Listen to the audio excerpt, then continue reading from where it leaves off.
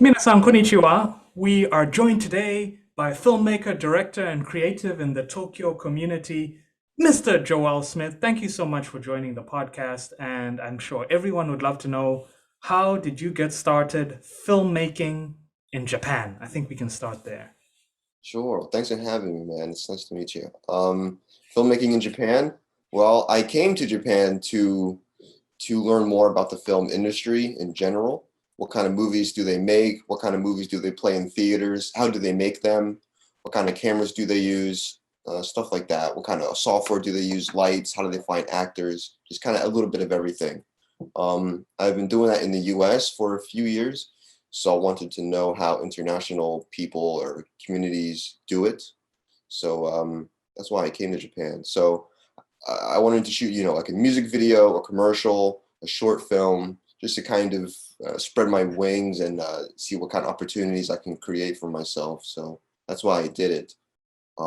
It's not my first short film, so it wasn't, hard to make. The financial part of it was hard. Kind of raising money for it was hard. I spent my own money on it from my day job.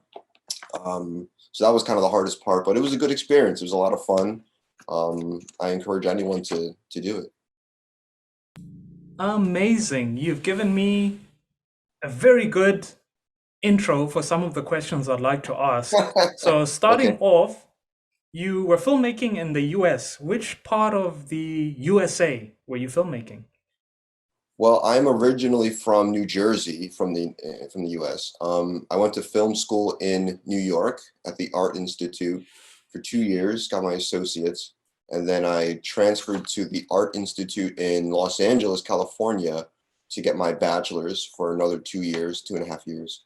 And after I graduated, maybe in 2014, 2013, I lived in LA for a few years and I worked there as editor mainly. A color correction is my specialty.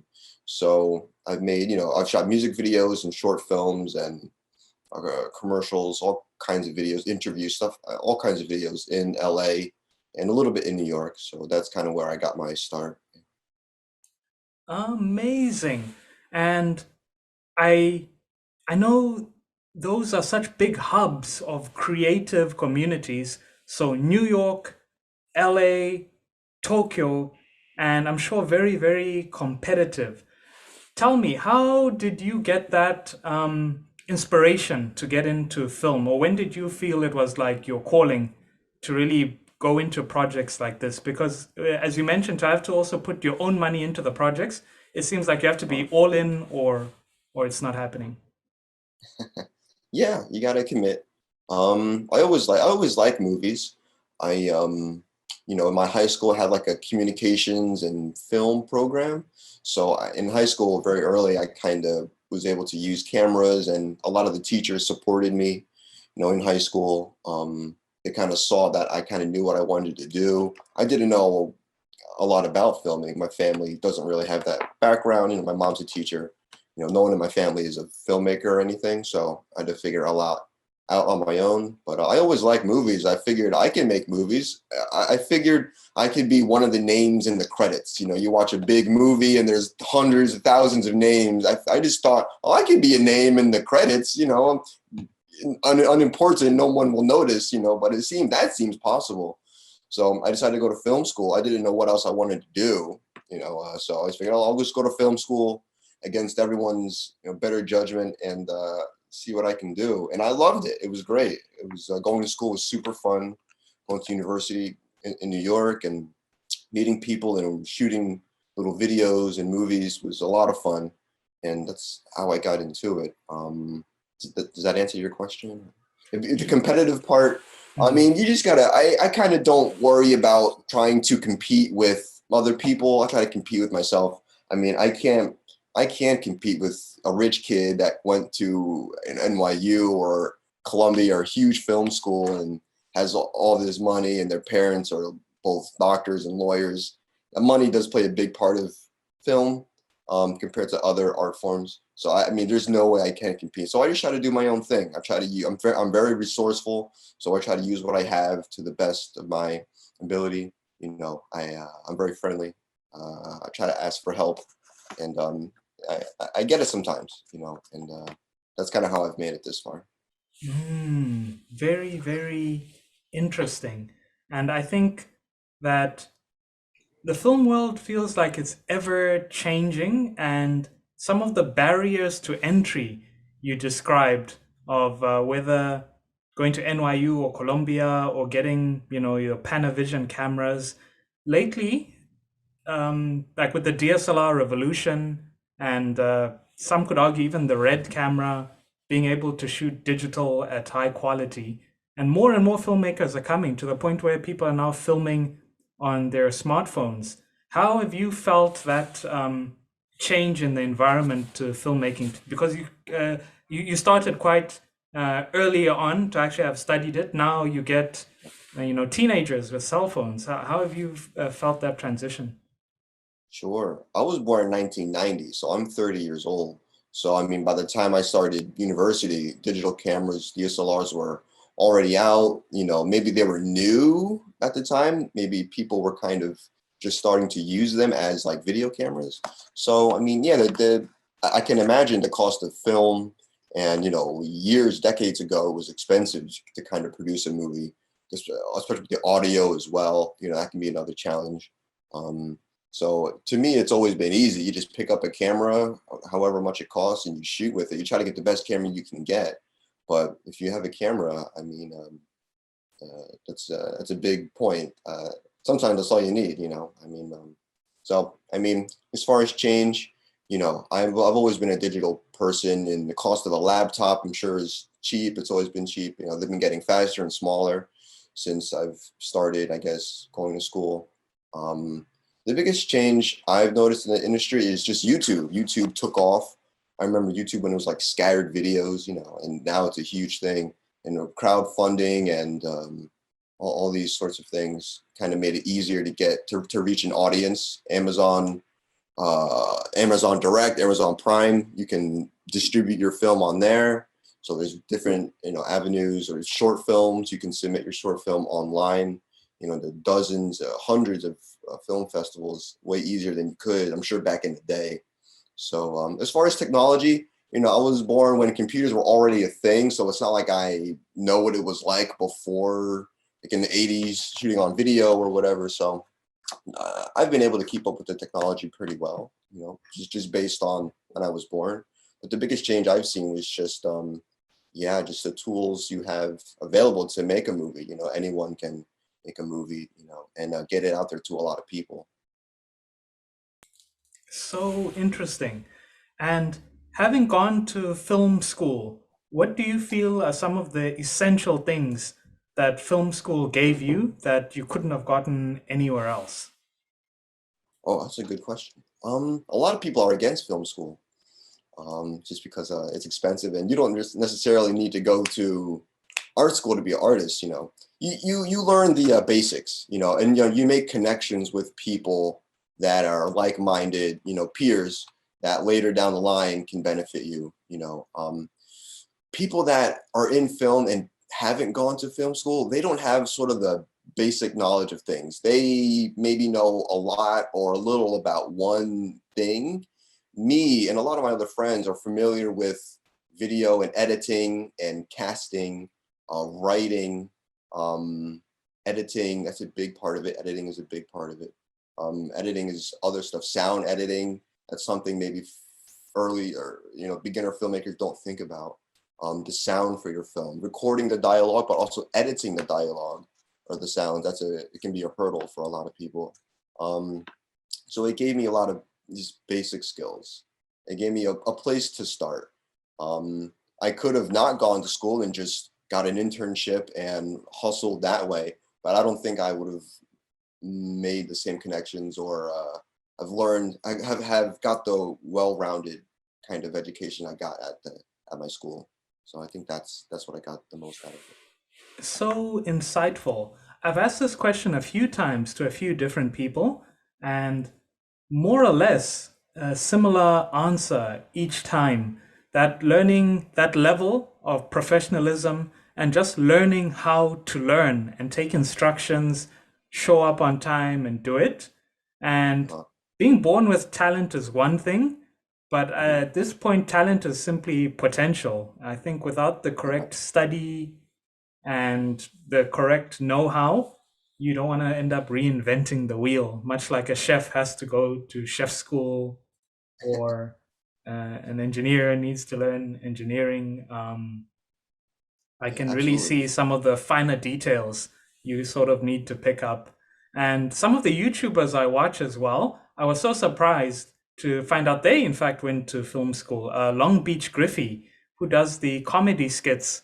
And when he mentioned that he went to film school, to see just the little details within his videos, continuity, him changing angles, the J Uh-huh. cuts in his dialogue, I was like, oh, wow, there's actually um, Yeah. quite a lot going on behind the scenes. And you directed the movie Evil Doll.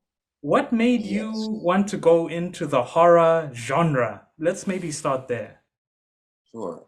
Well, I like horror movies. You know, they're easier to make than other types of films. They're interesting to me, but they're easier to make than other films. You know, you can bend the rules as far as filmmaking and lighting and whatever effects, and you can get away with like a low budget kind of look. You know, it's that's why I picked a horror film is because they're easier to make and they're fun. You know, instead of a drama or I mean, I'm not interested in drama anyway, but doing like an action movie or something like that, maybe a comedy, maybe it's a little bit harder, you know. So I just picked a horror movie. It seemed like a fun thing to do. That's why. When you were in New Jersey and New York or LA, were you a big follower of horror movies? Your Scream, your Saw, Paranormal Oh yeah, Activity? Oh, wow. So you were like a dedicated horror movie watcher? yeah. No, I love horror movies. One of my Mm. favorite movies is Evil Dead 2. It's a Oh. movie, and that movie inspired a lot of. It's inspired a lot of my style, a lot of my influence in film. That was a good movie. Pet Cemetery. I don't know if you've seen that. It's a good movie. Um, no, they're great. Even Terminator can be considered a horror movie. The first one can be considered a horror movie. You know, it's very good, very entertaining. Horror movies. I don't know. They help me cope with my own sort of demons. I don't feel as crazy when I watch them because I feel like oh, there's other crazy people too. So I've always liked horror movies. Wow. Do you remember the first time you saw a horror movie and you were genuinely scared? How old were you? Where were you? Could you tell us about that scene? Sure. I mean, scared me, genuinely scared me. When I was a kid, like very little, up until from age 0 to like, I don't know, maybe 13, 14, 15, I was scared of everything. I was scared of like Mars Attacks. I don't know if you remember that movie. You know that movie, Mars Attacks? I'm still With the, traumatized by that movie to this day. Just yeah, eerie, with their weird things happening. And their oh gosh, heads. I was yeah. just scared of the way they looked, like their brains in the case. Like I was very terrified of that. When I was a kid, I was scared of everything. But something happened in like junior high school or high school. I kind of grew. I kind of really started to like those sorts of things. But Could you a movie like describe the movie a little bit for our listeners? For anyone who the Mars hasn't seen Attacks. Mars Attacks, what was Oh, it? What about it was so eerie? it's not really a horror movie. It's actually a comedy. It's like a comedy sci-fi kind of movie. It's by Tim Burton, and it's about aliens that come to Earth, and they at first seem peaceful. They seem like they want to help humans, but then they turn and they infiltrate the government and like become the president. They put a fake president in the White House, like a clone, an alien clone of the White House, and they try to take over the Earth and slow the Earthlings figure out and try to fight back. And it's a kind of a wacky, kind of crazy movie, like Beetlejuice kind of style, crazy Tim Burton kind of movie. It's very cute. It's very funny. It's a great movie. I recommend it to anyone. Wow, But at you the had a time when it complete came different out, experience to me watching it. I was scared, really? terrified. They explored so many phobias, even the part where they like it performed experiments on the humans and they chopped their heads off and connected them to other animals. And Oh yeah. Pierce Brosnan, James Bond was in it. And I Uh was huh. just like, oh no, is he gonna save the day? Like, oh yeah, that film completely messed me up. So, Yeah, man. It was a really freaky movie. That movie mm. freaked me out a lot when I was They a kid. explored gore. all types of phobias, brains, uh, Just every the way anything you they can be talk. scared of. It's like they spoke to a psychologist and said, okay, what are people scared of? Let's put it all in a movie. And Really? Yeah, that makes a lot of sense. I guess they did do that. Even the mm, way they talk too kind of freaked me out. It was true. like back, back. I'm Yeah. like, oh my God. It Wow. just really freaked me out. Yeah. And I think it Not was following the trend of like 90s or 2000s horror movies, because the horror genre sort of goes in trends. And there was a point where certain things were scary at a certain time. There was a point where yeah. gore was in, and Yeah. Oh yeah, they'll push definitely. gore. Then there were like screamers where they would have like a really gorgeous lady and there'd be a serial killer after her. And Right. then um, I only realized these tropes when I saw the Wayans brothers scary movie. And I'm like, oh, there's Oh certain tropes to this genre. There's yeah. certain things you need to have in a horror movie. So when you were Mm. shooting Evil Doll, what were some of the essential tropes that you said I need to have to make this horror movie? Let's see. What did I want to make it like? There were lots of like Chucky. I wanted it to be like Chucky. The movie ultimately didn't. It's very different than Chucky. In my movie, there isn't a doll that's necessarily walking around, but Chucky was a big influence. There was an episode of the Twilight Zone called The Living Doll. My movie is actually it's called Cursed Forever. That's actually the title. But I guess I called it Evil Doll somewhere, and maybe that name stuck more than anything else. But anyway, there was a Twilight episode about a doll that was like cursed, and it would like made cause bad fortune or bad luck to the family, especially the father, because he hated the doll and he was kind of like abusive, a little bit verbally abusive to like his wife and the daughter. And like the doll kind of would give the dad bad luck. He would get injured and lose his job and stuff like that. So a lot of that is a lot of that I borrow for my film. Yeah, definitely Chucky and that. Um, Chucky and the Twilight Zone episode was a big influence. So interesting. And the other amazing thing about your project is you are from the USA, but then shot it in Japan. So having moved and shot in a foreign environment and having that added challenge, while at the same time, I think it shows how cinema and film is a human thing, in that we can connect to it even if we aren't from a specific culture. The fact that we can relate to characters and emotions and fear and eeriness. And I think that's something really amazing. Please tell me, what was your biggest challenge in managing and directing a team in a foreign country? And just even from setting it up, how were some of those challenges? Well, the big thing I learned from moving here and making videos, films, music videos in Japan compared to the US is the process is the same. Hollywood has a big influence on, I guess, movies and the world. American culture has a big influence on the world, I guess. But basically, making films, the tools, the setup, the procedure, to make a movie is the same in any country. And if it's the same in Japan compared to the US, it's the same in any country. So that's one thing I learned. So I was lucky about that. It's the same process. Now the language barrier and the cultural differences, that's different. Um, if you notice in Japan, they don't have a lot of zombie movies. Zombies are kind of like a comedy thing in Japan. Japanese people are Japanese culture is more centered around ghosts, especially that superstition, things like that, spirits. They're more scared of those sorts of things than zombies. Zombies are kind of like a Western sort of thing. Um, the biggest barrier, the hardest thing, like I said, was raising the money. I work and I just use my day job. The movie cost about how much? It cost about $5 or $6,000 to make that movie, and I spent that, all out of my own pocket.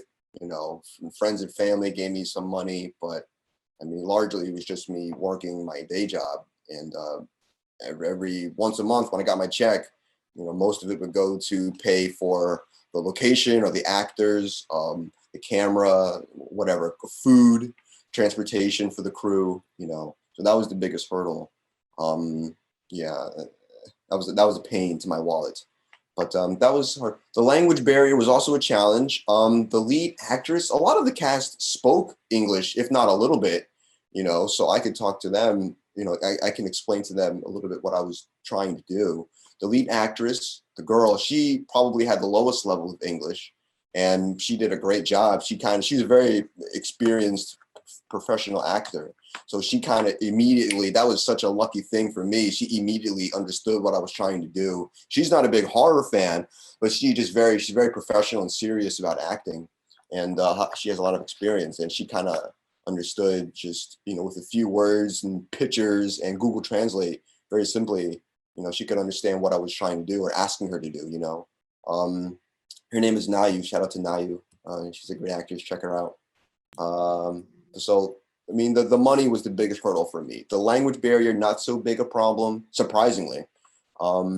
Just the money thing was hard for me, for that project. Incredible passion Yeah, yeah. to Makes sense. write your script, direct it, and envision that, okay, I want to put these things together and actually get it out. In terms of financing the film, or rather in terms of getting revenue from it, was there ever a plan to break even, or you simply wanted to make it for the passion? I wanted to break even. I wanted to make a profit because this is maybe my like fifth short film, fourth short film. I haven't shot that many. So I wanted to try to win an award at a film festival. I've never submitted to film festivals before, and I've never made any money off of a film before, in a professional kind of way. So I definitely wanted to do that. That was kind of the whole point of making the movie, to try to make a profit. I did make a little bit. I made maybe $100. So no, I did not break anywhere near even. But I learned, my next film, I kind of have a better idea on how to make the money back, how to sort of finance it or, market it, in a way so that I get, some kind of money back, so I make some kind of profit. So that was a big thing, definitely. True. And in a way, Japan is kind of like that. You have to pay your dues, first of all, before um, the other things come. And just the way you marketed the project as well was really, really cool. The IG page, which posts so many mm, Japanese horror and even Western horror, like someone who's really a fanatic about certain Mhm. details within certain movies.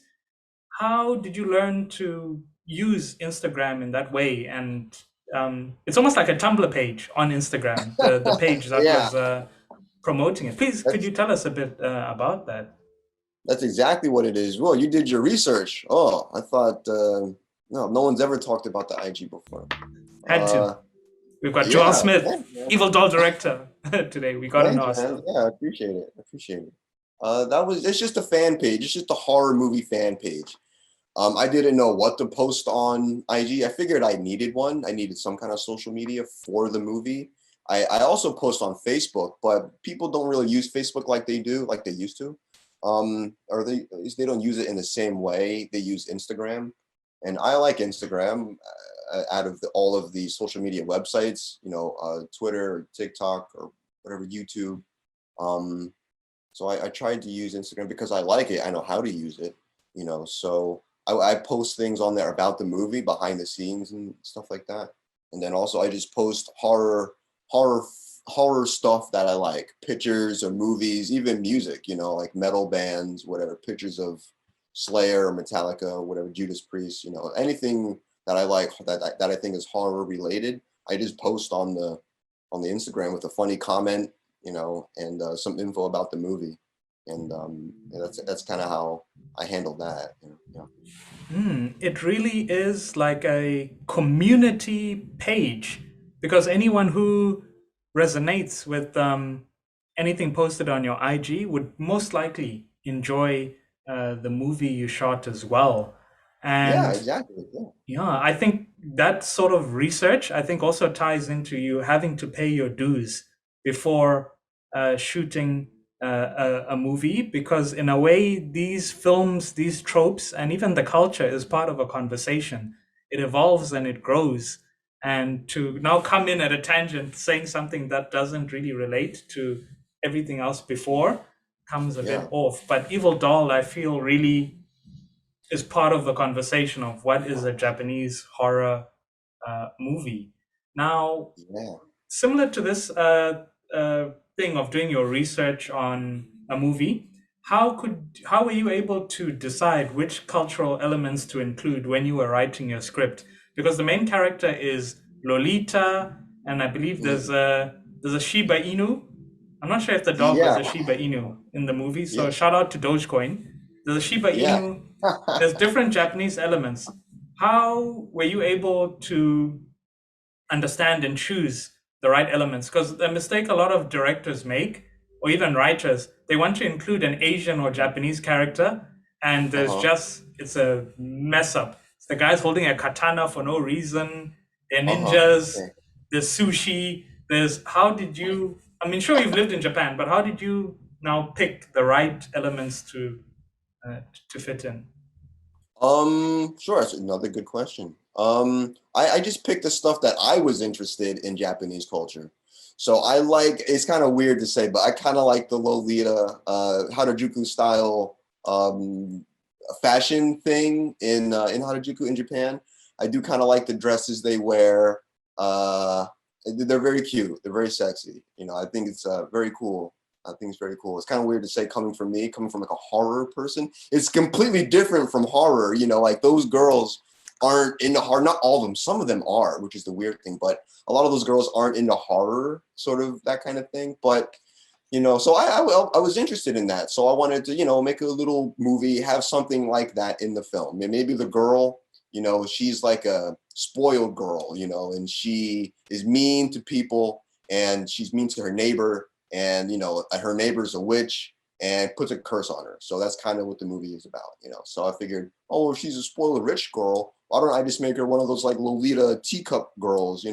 So that was just like a fun thing I wanted to try. So that's why that's in the movie. It is. I think it's a very interesting part of Japanese culture. I think it's cool, the Lolita dress stuff. The dog, my friend, I needed a dog for the movie. I wanted one, so I asked my friend, "Hey, do you know anybody with a dog?" He's like, "Yeah, my friend does."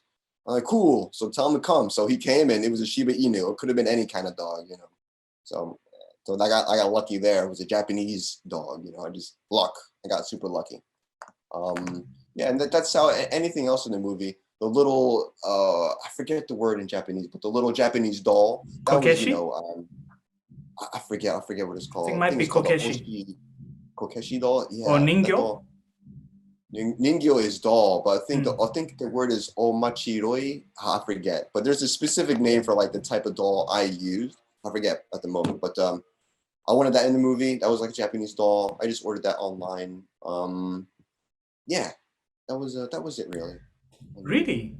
Speaking of this doll, and you mentioned it was a uh-huh. festival doll. Yeah. Where did you get this doll?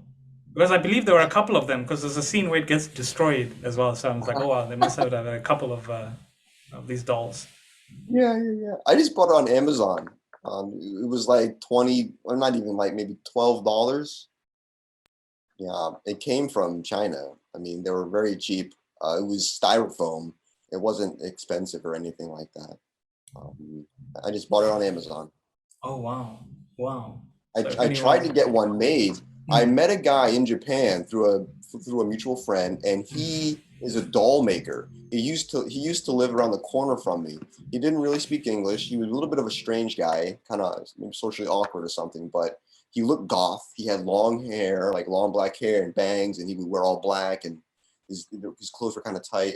But he was a doll maker. He made these creepy looking dolls. I tried to get him to make one or a couple for me, but I don't know what happened. He just never did or never could. So I had to go a different route, and I just found one on Amazon for cheap, and I figured, well, I just got to go with that. So it worked out. It worked out.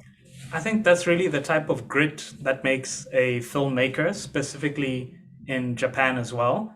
There are sometimes a million things you hope for, and you get about 1,000 of them, and you have to do the most um, with just that. And Japan as a film location, how did you manage to not get overwhelmed by the amount of things you could have put in the movie, because you're sometimes a bit spoiled for film locations in Japan. You've got Tokyo Tower, the Sky Tree, all types of temples. How did you learn to focus down on what was important to your story?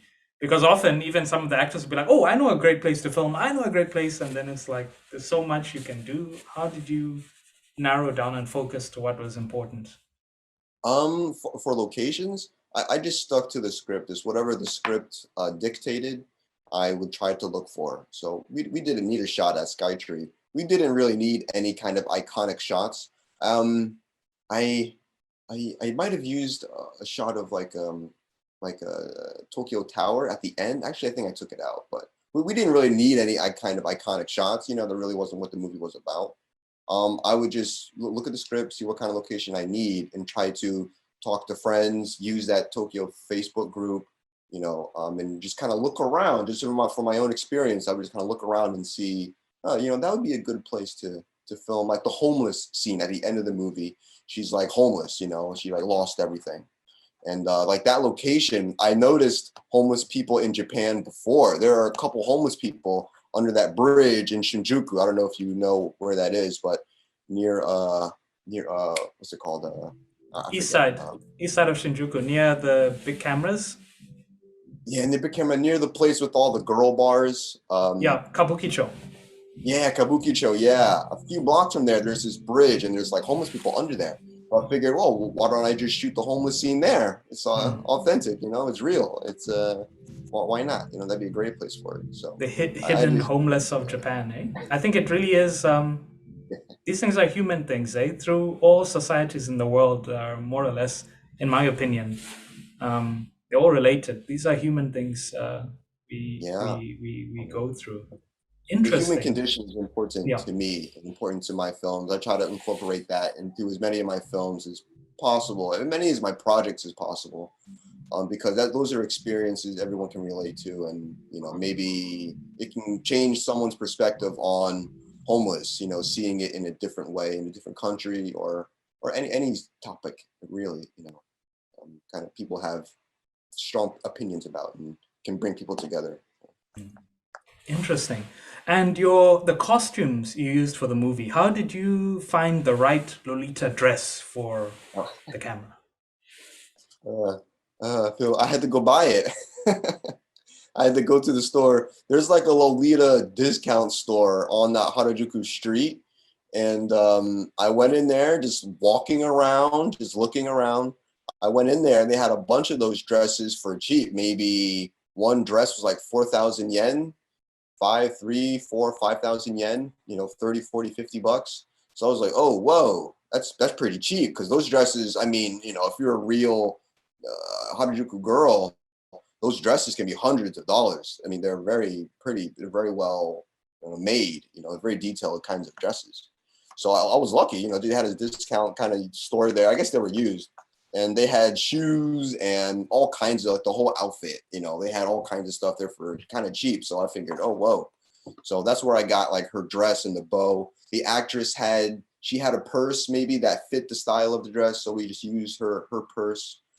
So she had a bow. She found a bow online that she wanted to use, and she asked me, "Can you buy this bow? It'd be look good for the dress." And I was like, "Yeah, sure. It's not very expensive. It would help a lot." So it wasn't a big deal. It was in the budget, So it was totally fine. Also, the other actors had wardrobe, and I used what they had. The scene where the girl gets attacked by a dog. That I had to buy those clothes for her because they would get covered in like dirt and blood, and I didn't want to ruin her real clothes.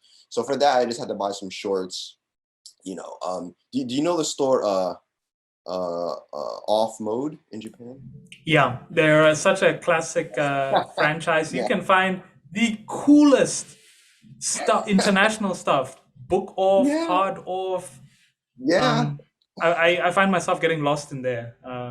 I love those stores. They have Hobby Off, which is like toys and games and electronics, and they have Mode Off, which is like clothes, tons of used clothes. So I went there many times to find like a jacket or the homeless clothes she wears at the end. You go there and you buy it's like 500 yen for this, 1,000 yen for this. So it's not very expensive, considering what it is. And if you were to buy it new, you know. So that's where I got a lot of the wardrobe. That was a sort of a big part of the movie, yeah, and for so many actors too. That is so resourceful. Yeah, And now all these shops are actually coming to mind that I passed through. I had to stop going to them because I kept buying things that I don't need. yeah, I think there was a Treasure Kingdom, or if you go to oh yeah. Shimokitazawa on like a Saturday, you're gonna walk away with something. There's just so They much have a cool lot of stuff. great used stuff in Japan. Japanese people take care of their stuff, Yeah, so their used products are very high quality, very good. Yeah, true, true. Yahoo Auction as well has so many cool finds. Zozo Town, the guy's like a billionaire just off of yeah. moving those things around. And I think Macari, that website as well. There's Mm. you can get the coolest things from there. But moving on to the technical side, what camera did you shoot this film with, and why did you pick this camera? I picked the best camera I could, the best and most affordable camera I could get. It was a Sony, uh, I forget, it's been a while. Sony AF1. I might be able to tell you, Okay. but it was a high-end Sony video camera, and I rented it. So we would go to the camera rental house, and we would rent the camera. Outstanding. And do you recall what glass you used on this camera? Gloss. The glass, the lens? Oh, the lens. Oh, the lens. It was just the kit lens, the body lens that came with it. It was a zoom lens, like maybe 2.8 to I don't know, 5.8. Zoom like 24 to maybe 70, something like that. I'm such a freak about like cinema glass and anamorphic Oh, okay. lenses. And Yeah, yeah, the super convenient thing is because you were in Japan, you're literally where the cameras are manufactured. So if there's yeah. a camera that you want, well, at least the Japanese camera, I don't know about other brands, but at least the Japanese camera, you can usually Mm, get them for an incredible price um, yeah. in Japan. Your Canons, your Sonys, your Panasonics. And recently, I know the Red rental and the Panavision cameras. A couple of people are now bringing them in, and you can actually rent them for a pretty decent price in Japan. Yeah. Are you That's a cool. camera nerd as well, or you're more writer director side of things? I love cameras. I'm a little bit of a camera nerd. Yeah, I Mm, do kind of research, and I'm kind of particular with the camera I use and the lens when I can be. mm. Yeah, my specialty is like color correction. Okay. So in that world, I kind of it's good to know what kind of cameras are being used on set. Because sometimes I ask, and some cameras allow for more sort of flexibility in post than others. But for that reason, I try to stay on top of what the latest camera is and what they Mm, can mm. do. I'm not a cinematographer, but I do like cameras. I do like video cameras. Outstanding. Have you I'm checking. seen the Red Komodo? The new small camera Red has released? Sorry, the red what? Komodo. It's Oh yeah, I did. Yeah, yeah, uh-huh. yeah, Yeah, yeah. it's a great camera. Yeah, it's a great price. It's very affordable. It's Mm. small and it shoots 16-bit raw. It's a good Wow. camera. And I think the Matrix 4 is going to be as was shot on the Red Komodo. So I'm just excited to see Really? um, Oh some wow. of the different things that people are going to start doing now with the new format of cameras. And Uh-huh. moving on to the next topic, now that you're looking forward and you've completed Evil Doll, I'm sure you're quite inspired of new things you'd like to try, or maybe places in Japan you want to shoot. Maybe we're gonna get Evil Doll 2, Kyoto Revenge, or who knows? What if you could give us a little bit of an insight? What are you excited to do next? Because I'm sure the itch Next, hits you where you feel like creating. And yeah, you know what it is. I mean, yeah, I had a good experience shooting it. I definitely want to shoot another one. Another movie. The next film I want to work on is a horror movie about a killer computer. So I've had an idea for a while. I wanted to shoot it in the U.S., but I might shoot it in Japan. I want to shoot it in Japan with an all black cast in English. In Japan. The setting would be in Japan, and it's about a killer computer. It's an evil computer that comes to life and starts to kill everyone. And Our hero has to kill the computer, save the day. Wow, that's I'm already terrified of that, and Do I you think like horror movies? oh no, I'm terrified of those things. After Mars attacks, I could never watch gore again. It's I not just even a watch horror movie. I just watch happy comedies, kids movies from now Okay. on. I'm done. I can't take the stress. I Yeah. think even after I was too young when I saw Dawn of the Dead by Tarantino, and Oh, I watched it uh-huh. again recently, and I was like, was that what I was afraid of? Some of these don't things don't even look real, but Yeah. you know, when you're young, you're so easy to influence. You're like, you hear a scream, you see ketchup, it's too much. Yeah. No, Yeah. I was a huge scaredy cat. Mm, mm. Are you big into anime or manga, horror manga, or do you find if you read too much of that, you lose your own style? No, not at all. I'm a huge fan of anime and manga. Huge fan. It's a big influence on a lot of my films, Japanese or not. On a lot of my projects, anime is always a huge source of inspiration. Which Um, titles in particular? my favorite anime is probably Rurouni Kenshin. Do you know that one? Please explain It's to a me. it's okay. It's not maybe not the most famous anime ever, but it's a little popular. Some people know of it. It's just What's it about about? a samurai that it's about a samurai. He used to be like the number one samurai in like the country. You know, very good assassin, and he had a bad experience. You know, he killed sort of his wife by accident and decided to not be a assassin anymore. But he sort of had the reputation, so it's about him trying to escape his past and not kill anyone anymore. It's basically it's a love, and then he falls in love with another woman, or another woman falls in love with him, and he's like, "No, I can't be with you because your life will be in danger." So it's that kind of story. It's very sweet, and it's a good show. It's like an action drama kind of show. It takes place in like Edo era Japan. When Japan was ultra cool. Mm, mm. Ultra violent. Wow, wow, wow, wow, wow. So interesting. Okay, so that's one title, though I'm sure you watch a lot of the newer age sort of stuff because when I watched Evil Doll, it reminded me a little bit of Elfin Lead, kind of. Oh, Really cute girl and a yeah. whole lot of blood. Really? Wow. Oh, Maybe I it's just love me that. drawing my own conclusions, but it had It, that same juxtaposition of cute and gore, cuteness and gore mm, together. that's a good observation. I didn't realize that. No, I have seen Elfin Lead. I love that anime. It's a good anime. It's very dark and bloody and kind of serious. But it wasn't an inspiration for the film necessarily. I do like Mm-mm. that show, but I wasn't thinking about that when I was making it. But Mm. that is an interesting comparison, like the cute and the gore. Yeah. Mm. It also had somewhat similar timing because Elfin Lead sort of did that where they'll do something really shocking, then they'll balance it out with a joke, and I'd be like, oh Ah, boy, yeah. I don't know how I feel about this, Sure. I but guess. I guess. Yeah, I need to work on my tone. mm, mm, mm, mm, That mm. was important. Fantastic. Anyway, I think we've had some amazing insight into your project and looking so forward to what you're going to do in future. Joel, I want to say a big thank you for joining the podcast. And is there anything you'd like to plug before we sign off? Sure. Just my Instagram. Follow me on Instagram. It's at videoboy009. You can see sort of what I'm doing, what I'm working on. I'm always shooting new cool stuff.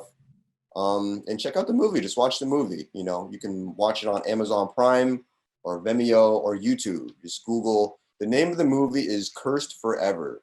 So if you type in Evil Doll, you might find it. But if you type in Encon Cursed Forever, you can find it. So just watch the movie. And I'm going to put all the links described below, link to the movie, link to the movie's incredible IG page. And have you considered setting up maybe something for PayPal donations or some merch or No, no, I haven't really looked into that. okay, Let's you're see. pure about your art. You don't want to taint it with monetary gain. No, it must It's only be okay. pure, No, pure art. please feel free to give me money. Okay. You can buy it on it if you want to support me. You can buy it on Amazon. It's $3, like 300 yen. You Mm. can buy it on Amazon, and that'll support me. 100%. Awesome. Thanks, everybody, and more cool episodes coming soon.